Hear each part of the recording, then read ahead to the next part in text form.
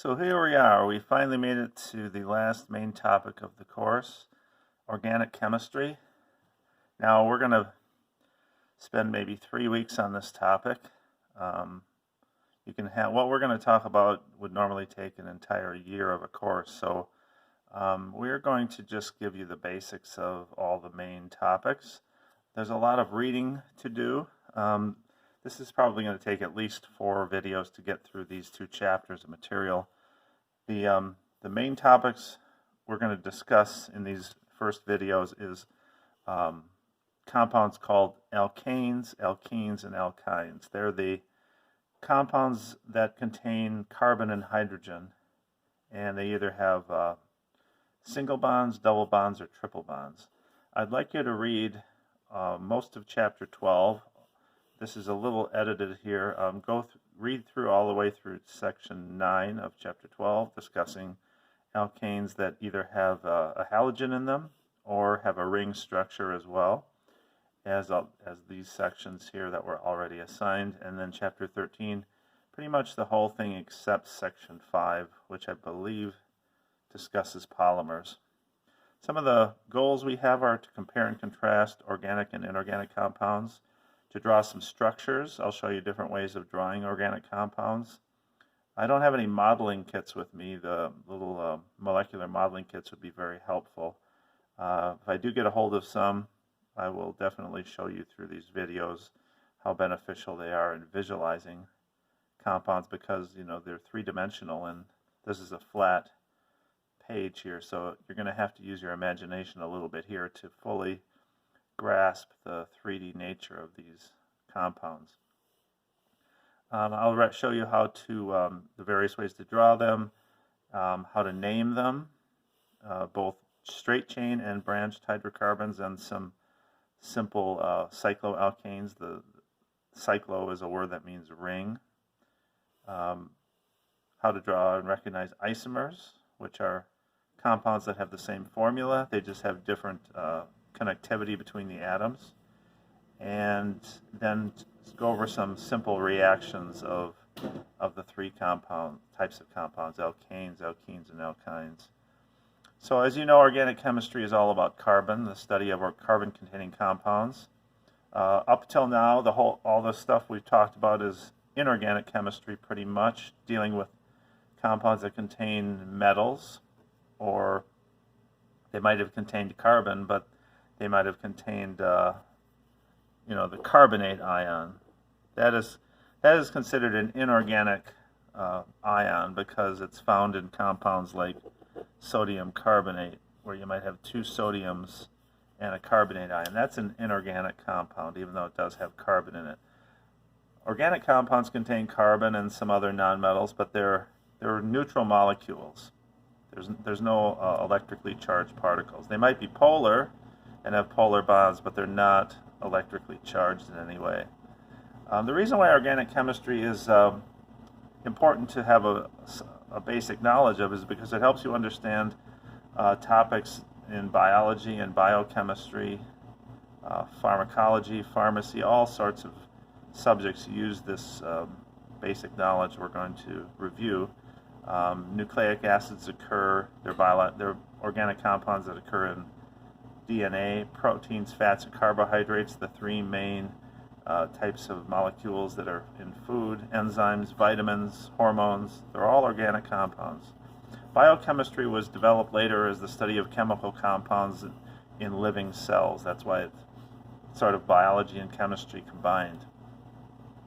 Now, besides carbon, the most common elements we're going to see in these molecules is the next most common one would be hydrogen, then oxygen, nitrogen, sulfur, and phosphorus. And there's a few halogens thrown in: bromine, chlorine, sometimes fluorine, sometimes iodine, but mostly bromine and chlorine are going to be the halogens that will be found in some organic compounds. But they're all nonmetals.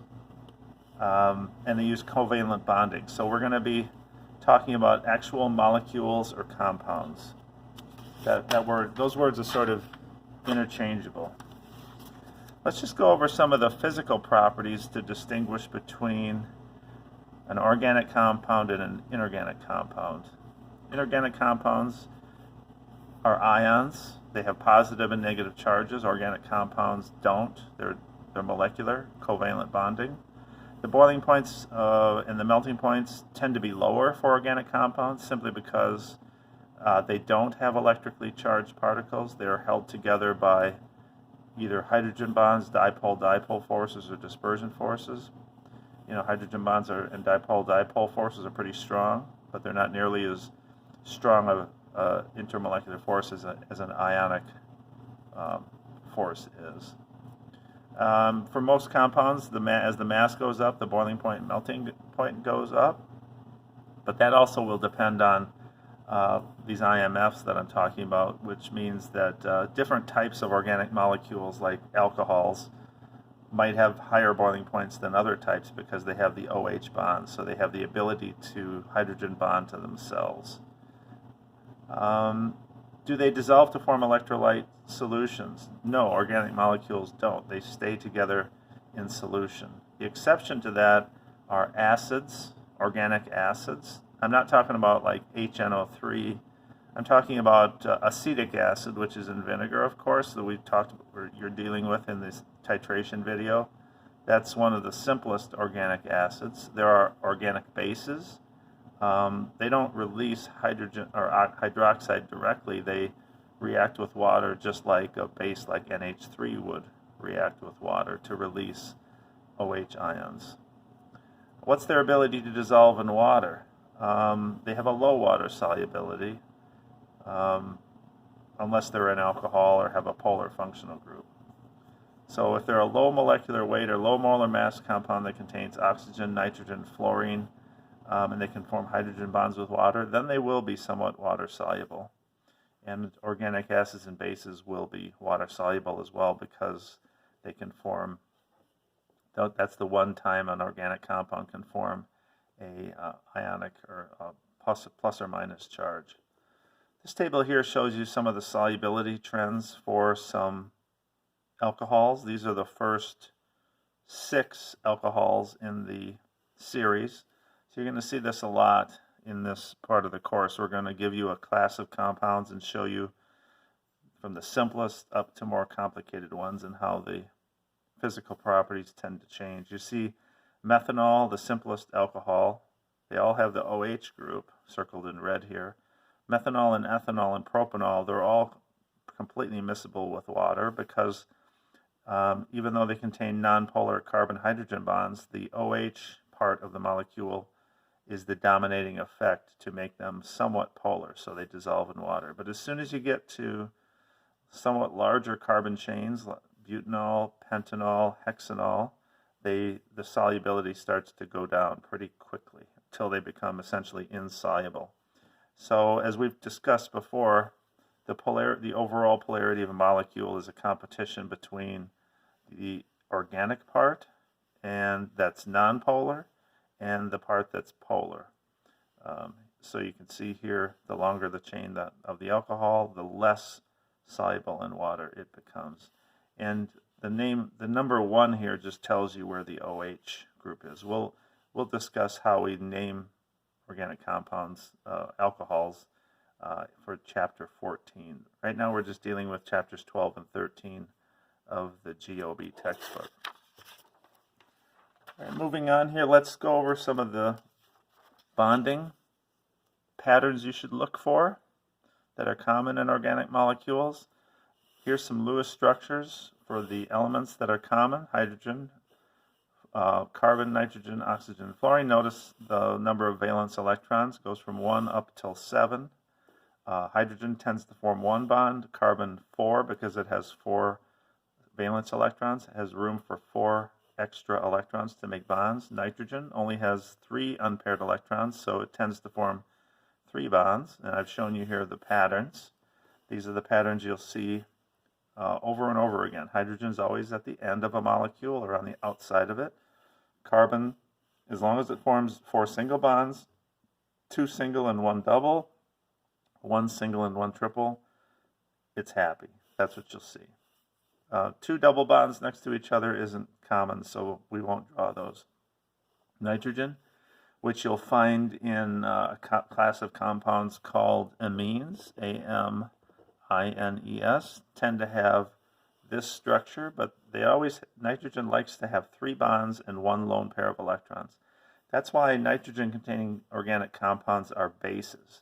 Anything that has a lone pair of electrons tends to be a base, because bases that donate electrons, or the lone pair can actually grab a proton from another molecule. So again, bases are proton acceptors.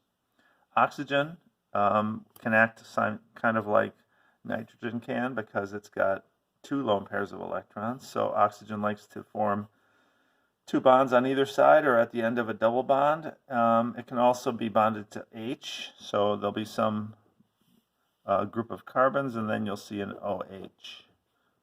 But a lot of times we won't even draw in these lone pairs like that.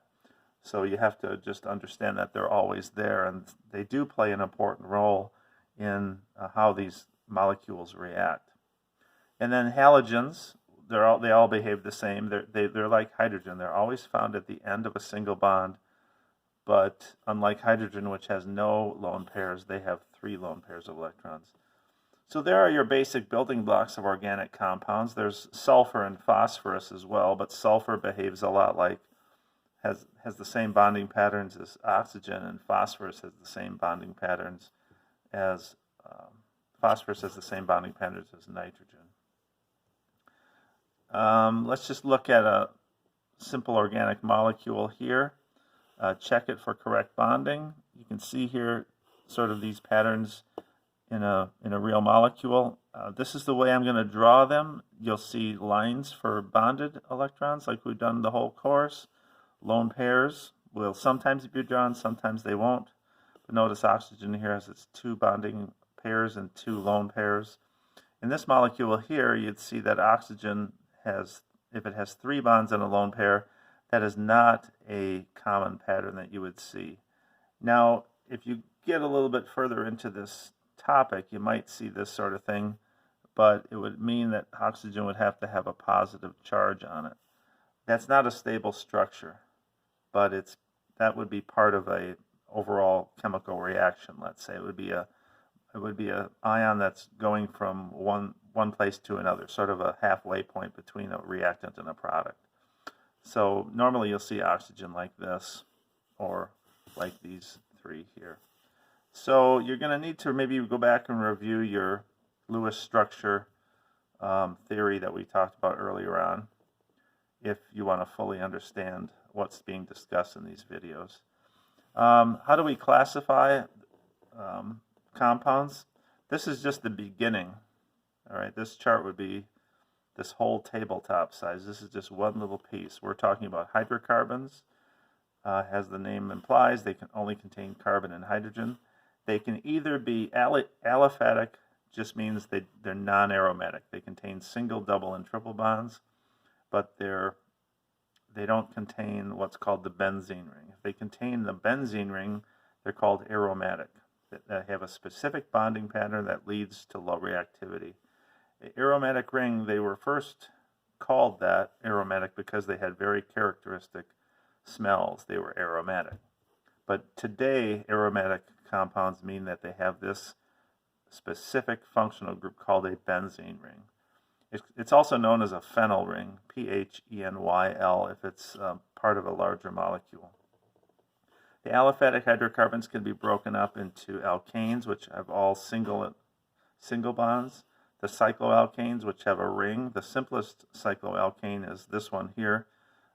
You need at least 3 points to make an enclosed surface. So they look like geometric figures, triangles, squares, pentagons, and they really do. And if you looked under a microscope, they actually do look like that. We'll talk about alkenes, which instead of all single bonds, they have 1 or more double bonds, and alkynes, which have a triple bond. But that's essentially all the bonding you're going to see in hydrocarbons. There's no such thing as a quadruple bond. So let's get into this type. Then we'll talk a little bit about these, how to name them, and then we'll talk about these right here. But the vast majority of this first several videos will be on alkanes and how you can name them and recognize them. So every organic chemistry teacher is going to do the same thing. We start you off with the 10 common saturated hydrocarbons. I want you to memorize these 10. So you already know many of them because we've talked about them so much. Methane. So what you see on this page here are different ways of drawing at least the first 3. The rest of them I'm just sort of drawing as what's called a condensed structure. So the structure over here is called a Lewis structure. As you know, this is just we call it a condensed structure because it's a little strange looking at times because it looks like hydrogens bonded to carbon. But what we're doing here is we're collapsing these structures into a simpler condensed form where all the hydrogens that are bonded to a carbon are written directly after that carbon. So these hydrogens are bonded to this carbon, these hydrogens are bonded to that one. You'll get it with a little bit of practice. So this would be CH4. All these carbon atoms in these saturated hydrocarbons are tetrahedral. Carbon is going to have bond angles. All the bond angles between any 3 adjacent atoms are always 109.5 degrees. So again, on a flat piece of paper like this, the way we trick our eyes to see 3 dimensions we use these wedges and dashes. So this wedge means that hydrogen is sticking out at us, coming out of the paper.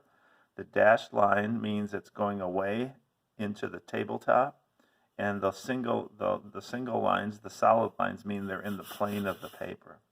So if you do have access to molecular modeling kits from a friend or somebody who's had organic chemistry, please make use of them because they will make your understanding of this material a little bit more. It'll make it better, a little more deeper understanding of it. So what's the next one? Ethane, C2H6. Notice there's a pattern here in the formulas as well. So ethane looks like methane, except now one of these hydrogens is substituted with a CH3, but it's still, each carbon's got that tetrahedral shape. Propane is the next one. We can write it like this, 3 carbons in a row, but you can see pretty quickly it gets kind of a pain to draw these out. So we like to draw the condensed structure. We prefer that. But there are ways to draw these where you mix the different types. There's actually a type of drawing here called a line drawing that you'll probably really prefer to use. And I'll draw many of the more complicated structures using the line drawing, which is much easier. These are wedge and dash structures. They're probably the most, informative, show you what they really look like, but again, they're kind of hard to draw. So, but propane is just 3 tetrahedral structures bound together, and it just repeats over and over again. These things you'll see, I'm drawing it intentionally like this, they make a zigzag pattern as the chains get longer. So it's going down, up, down, up, down, up, over and over again as the chains get longer. Butane is the next one, 4 carbons in a row. These are all straight chain, the simplest hydrocarbons. So here's the condensed formula, CH3, CH2, CH2, CH3, C4H10. You see every time you add 1 carbon, you increase the number of hydrogens by 2. Pentane, now it's got 5 carbons, so now it has 2 more hydrogens, C5H12. And again, now that we're getting somewhat longer structures, you can write it like this in the condensed form, or you can actually combine it where you take these 3 CH2 groups, put it in parentheses, and put a subscript 3. So any of these are right. Whatever you prefer, it's up to you. I would say at the beginning, write them out like this to fully understand and get practice with drawing and making sure you understand the bonding. But if you get more comfortable, you can jump right in and just draw them like this. But again, make sure you're memorizing these first 10 structures. So continuing after pentane, we have hexane, C6H14. And you can draw it in the condensed. This is a condensed form. This is a condensed form as well. It's just combining those CH2, those four of them into one sort of group with a subscript 4. Heptane, 7 in a row. Octane, we've talked about with some of the problems dealing with the combustion of gasoline. That's one of the main components in gasoline, and some of its isomers. And then two of the last two are not as common, but you can see that the names of the hydrocarbons follow the geometric figures. You know, back here, starting at pentane, a 5-sided geometric figure is a pentagon. A 6-sided geometric figure is a hexagon, so that's hexane. 7-sided figure in geometry is a heptagon, so there you go with the name. And then an octagon, like a stop sign shape, that's actually there's a 8-sided hydrocarbon named cyclooctane. Looks like a stop sign actually, but it's got 8 carbons, C8H18. And then a nonagon, or nonane, for 9 carbons, and a decagon is a geometric figure that means 10-sided. That's where the DEC prefix comes from. So we have C10H22. So here's the general formula for an alkane. You take the number of carbons, you double it, and you add 2. And if you look at these, you can see why that is. Let's just look at octane. Why is the formula of all these compounds, the number of carbons is something, and the number of hydrogens is twice that number plus 2? Because you can see for every carbon, there's two hydrogens. So that's where the 2N comes from, 2 hydrogens for every carbon. And then at the end of each molecule, right here and here, you have 1 extra hydrogen. So there's a plus 2 added on right there. If you draw out the Lewis structures, you can see that. If I go back here on this one, you can see the 2N plus 2. So, like this one, you have 4 carbons, so each hydrogen, there's 2 hydrogens for each carbon, so there's your twice the number of carbons, 2N, plus 2 at the end. You always need the 2 at the end to make the number of carbons, or make sure that carbon has 4 bonds on it. So those are easy. Let's talk a little bit about, I hope that's easy for you. It's going to get more and more complicated as we go here. Talk about hydrocarbons and VS-EPR3, what they actually look like. So again, here's the 3 main hydrocarbons we're talking about. They all have characteristic bonding. 109.5 in saturated hydrocarbons, alkanes, because all the carbons are tetrahedral. So any HCH bond or CC bond would all be 109.5 degrees. Alkenes have a double bond, so each carbon only has 3 directions where it needs to make a bond. So you divide a circle 360 into 3 equal pieces, you get 120 degrees here, 120 degrees here, and 120 degrees here. Those are trigonoplanar geometries around each carbon, so that these alkenes at the point where the double bond is, they're actually flat molecules. We don't need, there's no such thing as a wedge and dash structure of an alkene, at least where the double bond is.